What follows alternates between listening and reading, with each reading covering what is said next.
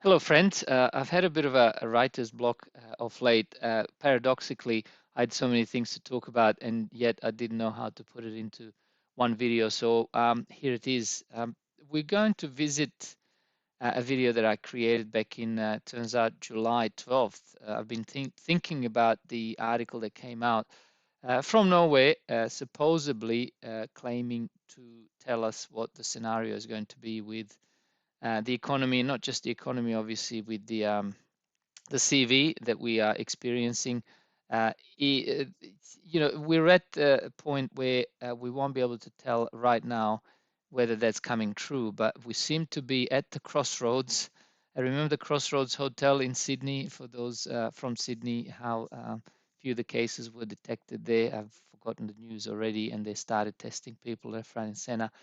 And I don't know how much success they had with. And I'm going to also have a different take on the debate that you might have heard about. Everyone's talking about the debate. It was a complete debacle.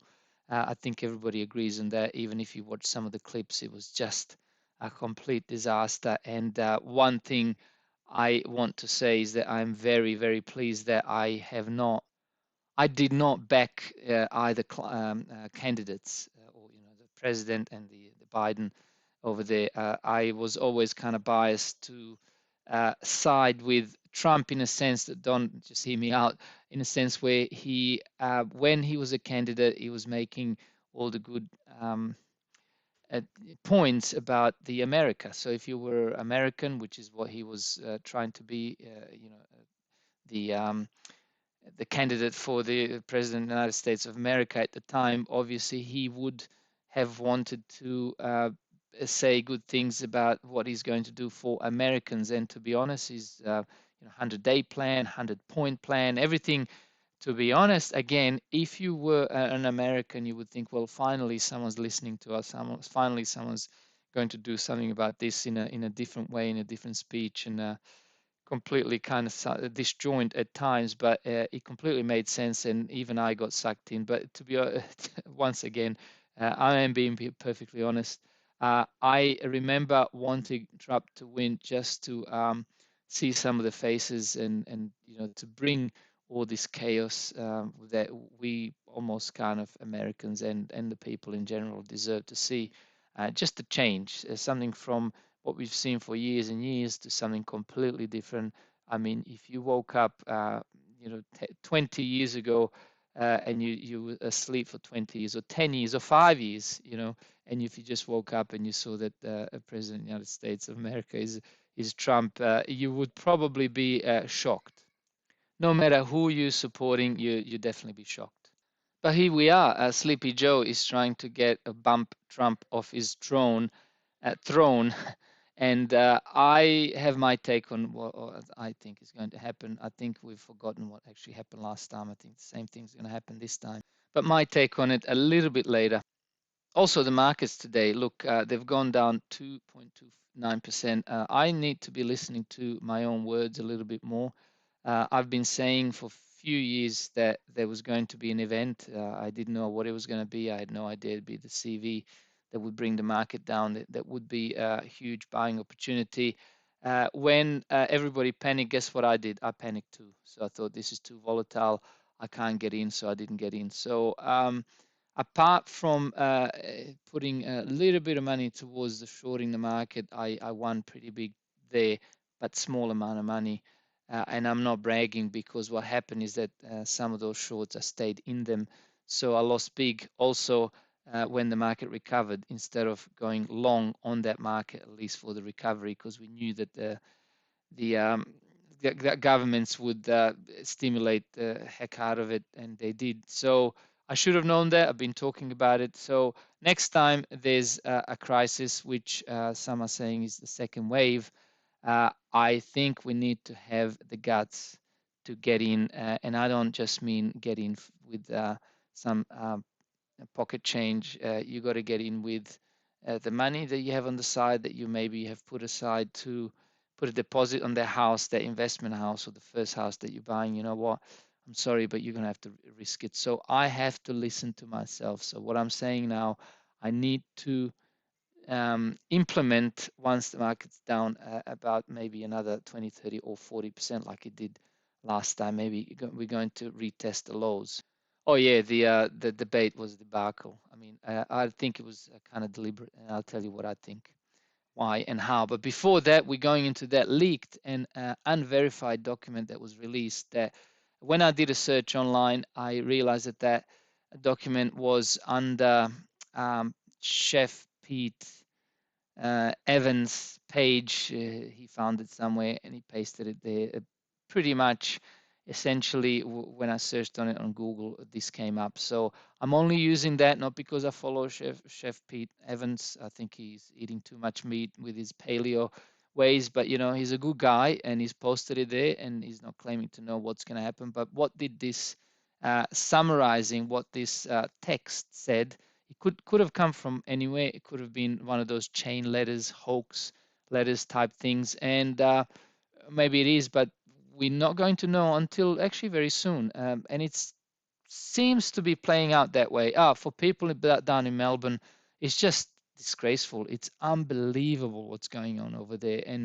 And for those who still believe the story, I mean, how can some virus not cross borders and have one state in a total lockdown while the other state, which is adjacent to that state, and there's there's no natural border, it's just administrative border apart from maybe a river or something else, but everything else is just a line on the map that somehow the virus knows not to cross over because we've done such a good job here in New South Wales. It's bogus.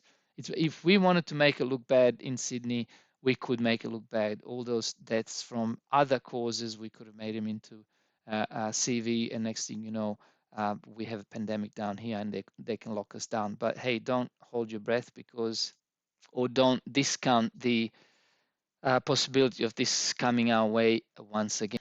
Once again, I'm going to leave the link to this Facebook post. But summarizing, create a very contagious but super low mortality rate virus to fit the needed plan. Now, you can think of what the plan is, but if you think they have a plan, they've done that so far, if that's correct. Fund all the talking heads, Fauci and others, and other agencies like World Health Organization that would be involved with pandemic response prior to the planned release of the research strain to control the wanted script through the operation. This is the now infamous Event 201, or some say it's Event 21 with the globe in between, but it really says Event 201, so it is that where they pretend as if there's a virus that was in 2019 November and have a scenario, and then they talk about response, and this is out in open, which is just incredible that they've thumbing it in our faces that what happened and what was going to happen. Create and fund a vaccination verification certification protocol, which is digital ID, to confirm the vaccination program after the mandatory rollout is enacted. So once again, if you think you can cheat this vaccine that's coming up, think again, because apparently they're going to um, I've done so much research that I'm not sure what the general population knows about this, but you're not going to be able to fake it. There'll be some sort of ink there under the infrared. They'll be able to tell whether you actually have had it done or not. And that is going to stay under your skin and last there for five or so years. It's been a while since I looked at it, but it won't be as easy as faking it and say, yeah, I had a vaccine. Here's a piece of paper. They'll want to see it, a mark on your arm. And yes, there is ID 2020, which is the patent, apparently 606060, which when you eliminate zeros is 666, which is the mark of the beast, which is just incredible. I think what they're doing here is that they're telling people who have been preparing for this time that they not to take the vaccine, so some won't take it. Will it be mandatory? I really don't know. I'm not going to tell you what I would do. It just depends how it all develops. But you can do what you see fit for your own health. you may not have choice though, as they've told us in the past. But I digress. So, and to be honest, I mean, I don't necessarily agree with this article. It's just a very interesting one, and that I don't know when it actually exactly came out. It might have been June or July. That a lot of these things happen, and the way you prove your story right and correct is that you hit a lot of the points that have already happened. So when you're reading it, it sounds a lot more plausible what hadn't happened in that story that it will happen. Which means that if you have a very good story, uh, the reader is more likely to be believing it rather than not believing. Once a country has seed infection in place, lockdown incoming, outgoing traffic, but keep the transmission within the country spreading for as long as possible. I don't know. I mean, plausible. Keep the public quarantine for as long as possible to destroy the region's economy. Check. Downplay and attack any potential treatments and continue to echo that only a cure is viable to fight this virus, aka a vaccine. That's exactly what's happened. No one's talking about the actual treatment. They are talking about the cure, which turns out it's going to be this warp speed vaccine. Eventually end the phase one quarantine once they get enough public pushback June 2020. Now, depending on what part of the world you're in, if you're in Melbourne, that hasn't really happened yet, or they have had their first or second wave. In any case, they are relaxing it around the world, but stick with me. Once the public go back to normal, wait a few weeks and then continue to overhype the research strain mortality rate August September 2020 and combine it with the increase in death. You tell me if we're seeing that.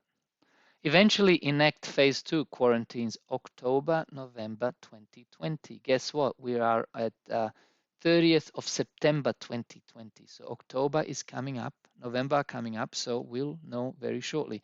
So eventually enact phase two quarantines October November 2020 on an even more extreme level and blame the protesters, mostly people who don't trust the government already, for the cause of the larger second wave. We told you so type thing. Enforce the phase two quarantine as much more extreme levels, increasing the penalty for defiance, etc. So the phase two is going to be much worse if this unverified document is correct.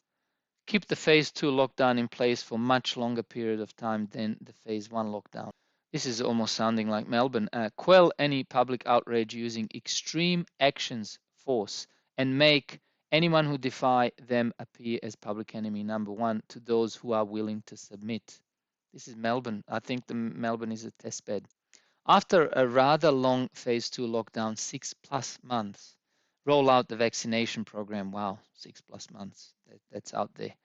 I'm starting to not believe this, or it's just a bit inconvenient to believe it. See, they'll make everybody kind of take the vaccine because they'll say we can't go back to normal until everyone takes the vaccine. That's how there's going to be pressure on those who haven't taken the vaccine. They have a backup plan. If the majority of people go against the agenda, then release the weaponized SARS, HIV, MERS, tribid strain as phase three, a virus with a 30% plus mortality rate as a final scare to push the minority to quickly become the majority and give the final "we told you so" to those who didn't listen. And almost there, enact the new economy model, Microsoft patent. This is the one I was talking about, 060606. So normally by the process of reduction, you get rid of the zeros, and that ends up being 666, cryptocurrency system using body activity data. That is the patent that Microsoft has, and it turned out exactly to be 666. It's just amazing. Okay, so where we are so far, everything's happened exactly the same up until this point where it says eventually enact phase two quarantines around October, November 2020. We'll find out very soon.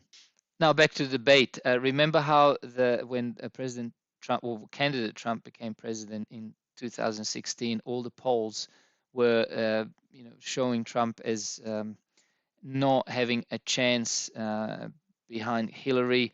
and he ended up winning. And I suppose they were ratcheting up Trump's success, and he was getting better and better as a speaker, as a candidate towards the end. But the polls were still firmly saying that he was going to lose and Hillary was going to win. It took me a little while to remember who the other candidate was. Yeah, it was Hillary. Amazing. See, in this campaign, I think, or this debate, first debate ever that happened today on the 30th of September 2020. I think they had Trump deliberately make a fool of himself. Not that it's very hard for Trump to do that, but I think they wanted him to fail. Joe clearly won this debate. He clearly won this debate, but I'll tell you how they did it with Joe. In my opinion, I think he's on pharmaceuticals, Adderall, and other drugs that make you super focused, increase your mental ability, only probably to have side effects and have a, I don't know, whatever they are, but I've heard of those drugs where students use them before the exams so they can cram and study hard for a couple of days and do really well at the exams. So, because he was super sharp, I mean, Sleepy Joe was really, really super sharp and he won the debate. So I think they will want you to think that Trump is finally going to lose. Same as last time, people have a short-term memory loss, not again remembering that Trump was going to lose the last election and then he won it.